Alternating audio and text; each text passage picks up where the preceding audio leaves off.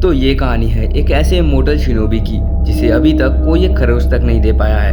इसका ना तो कोई गला काट पाया, ना तो खौलते हुए तेल से मरा, और यहाँ तक कि इसे जलाने की भी बहुत कोशिश की गई, लेकिन फिर भी इसे एक खरोच तक नहीं आई। ये बंदा मरना तो चाहता है, लेकिन अनकॉन्शियसली ये मरना नहीं चाहता, क्योंकि अभी तक ये अपनी पत्नी से बहुत ज़्यादा प्यार करता है और उसे बुला नहीं पाया है। लेकिन फिर इसकी मौत की सज़ा को माफ़ करने के लिए इसे एक चॉइस दी जाती है, जिसमें से एक शिनसेनक्यो नामक स्वर्ग कहे जाने वाली जगह पर जाना होगा और वहां से जादुई अमृत लाना है, जिसे पीकर कोई भी अमर बन सकता है। लेकिन ये कोई ऐसा वैसा आइलैंड नहीं है, बल्कि यहाँ मिस्टीरियस क्रिएचर से लेकर दैविक और दानविक शक्तियों वाले देवता भी रहते हैं, जो उसी अमृत की रक्षा करते हैं। तो क्या गाबीमारू उसे ला पाएगा और क्या अपनी पत्नी से वापस मिल पाएगा? चलिए देखते हैं। तो एपिसोड की शुरुआत में हमें गाबीमारू के बारे में बताया जाता है कि ये बंदा इवाकाकुरे नाम की एक विलेज से है और इसने शुरू से ही सिर्फ असैसिनेशन सीखा है। इसके अंदर कोई भी इमोशंस नहीं थे और इसलिए इसका नाम गाबीमारू द हॉलो पड़ा। लेकिन जैसे ही विलेज का चीफ की बेटी से इसकी शादी होती है, ये पूरा बदल गया और ना चाहते हुए भी वो उससे बहुत प्यार करने लगा। वो ये समझ गया था और अब वो खून खराबा छोड़कर अपनी वाइफ के साथ जीना चाहता था। लेकिन चीफ ये नहीं समझा और उसे मुझे पकड़वा लिया। वहीं अब रात के समय एक ऑफिसर सागरी नाम की कसाईमोन से कहता है, आपको उसके मैटर में ज़्यादा नहीं पढ़ना चाहिए। क्या आपको उसका दूसरा नाम पता है? गाबीमारू द हॉलो, एक ऐसा इंसान जिसमें इमोशंस नहीं है। जब उसे अरेस्ट करा गया था ना, उसने उसी टाइम करीब 20 शिनोबिस को चुटकियों में मार दिया था। उसके बाद वो सागरी गाबीमारू के पास आती है और उससे पूछती है, ये कहने के बावजूद भी कि तुम मरना चाहते हो, आखिर तुम अपने आप को बचा क्यों रहे हो? वहीं अगले दिन उसे खौलते हुए तेल में डुबोया जाता है, लेकिन फिर भी वो नहीं चलता और सही सलामत बाहर आ जाता है और सोचता है, मैं चाहता हूँ कि मैं मरूँ, लेकिन फिर भी मैं मरना नहीं चाहता। आखिर मैं ऐसा क्यों कर रहा हूँ? वहीं अब उसके बाद गाबीमारू को एक रूम में लाया जाता है जहाँ सागरी भी मौजूद थी।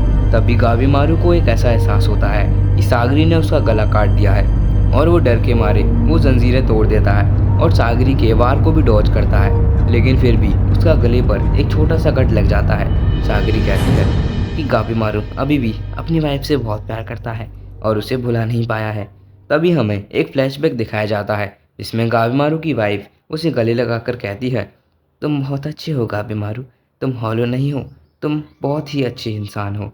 मैं एक सुकून भरी ज़िंदगी जीना चाहती थी, लेकिन मेरे पापा ने गरम रॉड लेकर मेरा चेहरा जला दिया, और लेकिन मुझे पता था कि तुम हमेशा मेरा साथ दोगे गाबीमारू। और गाबीमारू भी अपनी वाइफ के साथ सुकून से जीना चाहता था और उसने ये चीफ से कहा कि अब से वो खून खराबा छोड़ देगा और अपनी वाइफ के साथ सुकून भरी ज़िंदगी जिएगा। लेकिन चीफ को यह बात अच्छी नहीं लगी और उसने गाबीमारू को ऑफिसर से हवाले कर दिया और उन दोनों को अलग कर दिया। लेकिन सागरी गाबीमारू को एक और मौका देती है जिससे वो अपनी वाइफ के साथ रह सके, और वो कहती है, गाबीमारू तुमको शिनसेन को जाकर द एलिक्सर ऑफ लाइफ लेकर आना होगा, एक ऐसी जगह जिसे लोग हेवन या स्वर्ग भी कहते हैं।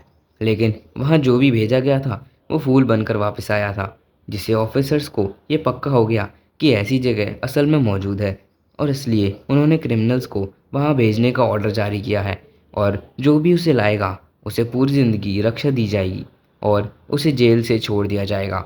और गाबीमारू भी अपनी वाइफ से मिलना चाहता था और इसलिए वो इस प्रपोज़ल को एक्सेप्ट कर लेता है, लेकिन वहाँ मौजूद सोल्जर्स उसे जाने नहीं देना चाहते थे और इसलिए गाबीमारू उन्हें वहीं ख़त्म कर देता है।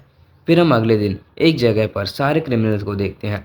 वहाँ मौजूद एक शोगन कहता है, तो जैसे कि तुम लोगों को पता है कि तुम्हें मौत की सज़ा सुनाई हुई है, लेकिन तुम्हारे पास बचने का एक और तरीका है जो कि तुम्हें पहले ही बता चुका है। तो चलो अब अपनी आंखों से पट्टी हटा लो। और दोस्तों, जैसे ही वो लोग आंखें खोलते हैं वो देखते हैं कि एक आदमी फूल बन चुका है और जगह जगह से पौधे उग रहे हैं। पूरे 50 लोगों में से ये एक ही बचकर आ पाया है, लेकिन अगले ही दिन इसके शरीर पर पौधे उगने लगे और इसकी ऐसी हालत हो गई। तब ये क्रिमिनल वहाँ से जाने की मना करता है और उस जगह से जाने लगता है। तभी एक एग्जीक्यूशनर उसका गला काट देता है। फिर वो शोगन कहता है, उस आइलैंड पर पहुंचने के बाद हर एक क्रिमिनल के साथ एक एग्जीक्यूशनर होगा और अगर कोई भी वहां से भागने की कोशिश करेगा तो ये उसे मार देंगे। लेकिन हाँ, तुम सभी वहां एक साथ नहीं जा सकते, तुम्हें अपनी संख्या कम करनी होगी। और ये बात सुनकर एक क्रिमिनल दूसरे का गला पकड़ने लगता है और कहता है, मतलब तुम यही चाहते हो कि हम एक दूसरे को मारें। और इसी के साथ सब लोग आपस में लड़ने लगते हैं, लेकिन गाविमारू अपनी जगह पर ही खड़ा था। गाविमारू शोगन से कहता है, आखिर तुम ये क्यों कर रहे हो? क्या तुम्हारे पास कोई और रास्ता नहीं है? तभी शोगन ये कहता है कि जो भी आदमी गाविमारू को मारेगा उसे तुरंत ही छोड़ दिया जाएगा।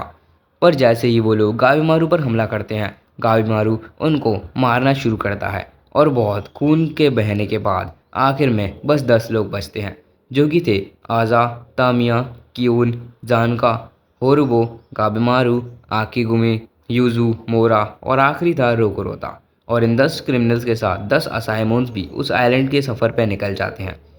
वहीं फिर हमें काबिमारू की बैक स्टोरी दिखाई जाती है, जहां विलेज का चीफ अपने आप पर तीर, तलवार, यहाँ तक कि भालों से हमला करवाता है, लेकिन वो उससे मरता नहीं है और एक खौफनाक सी हंसी अपने चेहरे पर रखता है।